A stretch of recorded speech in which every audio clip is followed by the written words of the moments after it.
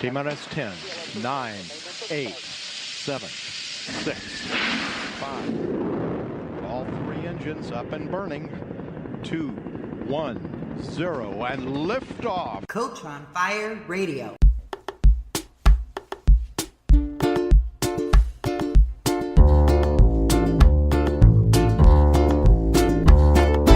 Moon, moon on the water, I've been taken for your doctor. Moon, moon on the water, lay me down upon your altar. Hey, you're tuned into Sacred Erotic with Gila and Nehemia. Thank you, Rachel, for that wonderful tune. Follow her at rachelhamer.com/music. I have a special guest for you today, Camilla Kristiansen. She is a stylist, mentor, and author of 33 books and editor-in-chief for Spotlight magazine. Camilla lives in Norway with her husband and 2 daughters. She finds time to travel the world and work from cities like Oslo, London, Milan, and Paris with her VIP days. Camilla's big passion is to help other women follow their big dreams in life and in business and manifest a life beyond their wildest dreams. Wow, what an amazing bio, Camilla. Thank you so much for joining me. And thank you so much for having me on your wonderful podcast show. My pleasure. You are so amazing. You have young kids, I didn't say 5 and 11 years old, and you're able to travel the world and write all these books. Maybe you could tell us a little bit more about how you got into this and how you're able to manage your time. Yes, definitely. It's a good question, actually, because when I started out, when I found out that I wanted to do more with my life, I was actually working in a corporate job in the government. So I have been working in corporate jobs and government jobs for 13 years before I took the big leap and quit my job. So you can say after my first kid got born, my first daughter back in 2006, I found out that I was actually very creative. And I asked myself, what is it that you really want to do? And I was very fascinated about Swedish fashion bloggers because I loved fashion, loved makeup. So I started my own fashion blog. So that was the first thing I did. Then went into work as a stylist, become the first stylist in town. It's only 50,000 people living here in my town where I live in Norway. Still working in corporate jobs, did style seminars with clients and personal shopping days and makeover days. Then I found out in 2015 that I want to do more and said to myself, if you really want to do this, Camilla, you need to take the big leap. And I quit my job back in February in 2015 and started full-time on my own. After a while, I found out that, well, it's more for me. I want to help more women, and I can't do that by having my Norwegian business. I need to go international. So I had fear around, well, I am not that good in English. Who am I to do this? How can I do it? It's so many other people, women and people online, doing those things I wanted to do. I wanted to become a coach. I wanted to write books. I wanted to style women from all around the world. So it was a decision that I made. I will do this. I will try this out. And I started with blogging in English and started doing some free coaching sessions, and then suddenly built up quickly a coaching business and started to write books back in, it was 2015. In August, I wrote my first book on a ferry going to a wedding. I was a bridesmaid for my best friend. So I remember it so clearly, and that's how I can always remember her wedding day. Now it's almost 3 years. So I was actually talking to her this week, and she came over. So you can say it has been a long road, a long pathway for me. But I knew when I first started out in my first job as an accountant that this was not what I was meant to do. I was good at that job, and I loved being around people and having colleagues and all that stuff, but it was more in me. I had a creative side I couldn't get out of me in a job. So if people that are listening out there thinking that they can't start something because they already are in a job, it's difficult because they have kids. Well, anything is possible because you just have to set aside time like I did in the evenings when my kids has gone to bed, and work on my books, work on my website, being out there, creating new offerings, creating new courses, and just being visible and trust in yourself that you can do this, because every woman out there can create massive success for herself. All women out there have it in them, so nothing should be holding those women back to creating what they want to do and stepping into the spotlight where they belong. Amazing. Wow, you had so many amazing messages right there. I wanted to just touch upon, trusting in yourself. I think I've had fears about that, and I'm overcoming it. But can you speak more about that? How did you deal with fears that you may have had, and what did you do to help yourself to move forward? Yes, good question, because fear will never go away. I actually have an online course called Eliminate Fear, but you can eliminate one kind of fear and then another one will show up the more you grow bigger and the bolder you get. So for me, oh my God, I have so many fears since I was a little girl. I was so shy. I was afraid to raise my hand in class. I knew the right answer all the time, but I was afraid because I didn't believe in myself. So if people look at me online now, I'm totally different, but I always have had that inside myself. I felt something that I could do it, but I was not sure about myself. So you need to just face your fears like I did. And I had also fear around public speaking. So I have been doing public speaking. So the first time, of course, I was super nervous. But the best thing to do is to be prepared, to have some notes with you so you know what to say. And then when you go out there to the stage, you can just trust in yourself that the right message will come through and that you have something to say, that someone in the audience needs your message.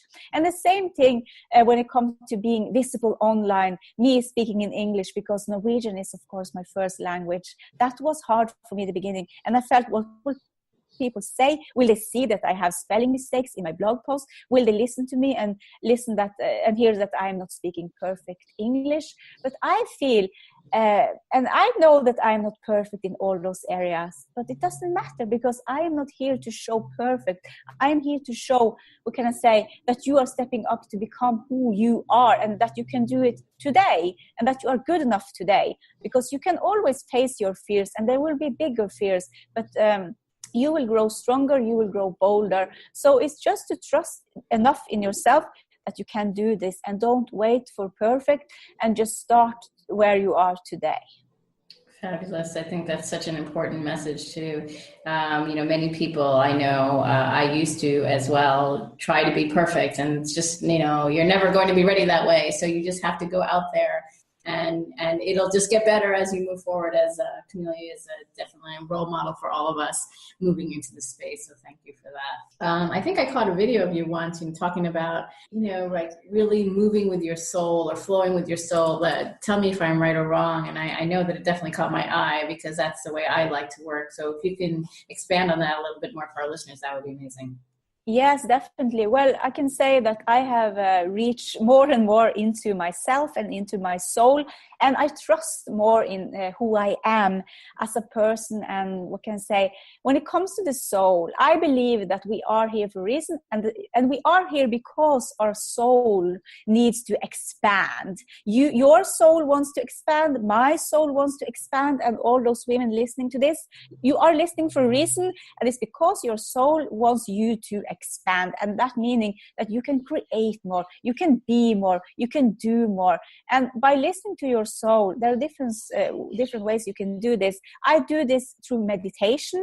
I love the meditation with Wayne Dyer. It's called just I Am meditation. It's something you can look up on YouTube. It's a free meditation.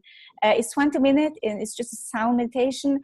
Go into that meditation and give yourself that time, because then you can ask questions. You will get guidance on what's your next step to do, what you're here to do, what's your purpose, passion, whatever. Another thing I do to reach my soul is to journal. I do this every single morning. I journal around, what do you need, soul? What is it that you really need? And then I actually take time to do what comes up in the journal. Maybe for one day is to go out in nature. Maybe it's to create something, a new online course, or maybe a new book, maybe a blog post, video. Everything I do in my everyday life is from that place. From my soul wants me to reach more people or get my message out there. And it's super important to listen within, because inside yourself, those women that are listening or men listening now, is inside you where you have your blueprint. It's not by following me or other women or men online. You must do this your way. Yes, we can learn from other people. I think it's good to have a mentor or coach, someone that are believing in you and helping you on your way. But it comes down to that your soul knows the right pathway for you. Fabulous. That echoes some of my own thoughts, of that we all have the inner wisdom inside us. So thank you so much for showing us in your success that is definitely true. I wanted to, something that you had mentioned to me earlier is that we just need to go for it. You know, you said how you left your job, and you also talked about fear, and you know, and even though we may mentally know this, and you know, and I know dealing with your feelings sometimes is hard, and fear, I want to delve a little bit deeper into that, if we can, of how do we really go for it? Do we need to have somebody guide us? You know, like these may be some questions that some people may have when they're still in their corporate jobs and feeling this and not yet taking the leap. Yes, it's a very good question, because when it comes to go for it, it has different meanings, you can say. But I would say when you are really going for it, you have made the decision. Like I did the first time I wanted to write a book. My first book was actually in Norwegian. And when I just go for it back then, it was that I asked myself, well, you want to write a book, Camilla. How can that happen right now? How will that happen when you haven't started a book, when you have not started to write the first words? So the first thing is to make a decision that this book will happen, and then you need to plan for it. How will it happen? Of course, you will start to write. Maybe you have 20 minutes in the morning or in the evening or at nighttime, whatever.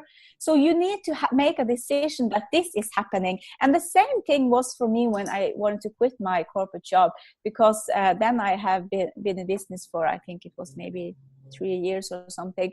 And it was at an event in London, actually, where an entrepreneur event where I met up with other women. And all those women, I felt that they are speaking so perfectly English. And the mentor for us asked us, what is your biggest dream? And I told, well, mine is to be international and work with women all around the world. And she asked me, well, what is stopping you from doing that? And I said, well, I don't speak English that good. And then she told me, well, I can understand you perfectly. I told the others too. And that was, oh my God, they can understand me. I am good enough. And I went back home, and then I made a decision. I am going for this. I am doing this. I'm building my business. I will quit my job. I will plan for it. So first you make a decision, and then you plan for it. How will it happen? So you will set a date when it comes, if you want to quit your corporate job or whatever job you have, you will set a date and you will plan for it. How can you make this happen? You should have some savings so you can keep going for months. For me, I did that. And I also had booked gigs, style gigs, before I quit my job. So I had income. The first month was actually a good month for me. But then you keep going, and you must believe in yourself. And it's also be open to the universe, your energy, because selling and clients is energy. How open are you to receive money, to receive abundance? How open are you to being out there, to be visible? Because we need to take action steps, but we also need to make a decision that we are going for it. I am over this now. I will go for my dreams, and I will set aside time to make my dreams happen, because no one will come and knock on your door and tell you, here are your dreams, take it, you have it now. You have to actually do the work, the inner work and the outer work, and then make a decision and have a plan. Again, you touched on so many things. So that idea of receiving, I know I've struggled with that, like things that you encountered. when it comes to receiving, it's around, what can I say, it's an energy feeling, because we need to understand that we are not only human beings, we are unlimited human beings, and the universe is an abundant universe where it's enough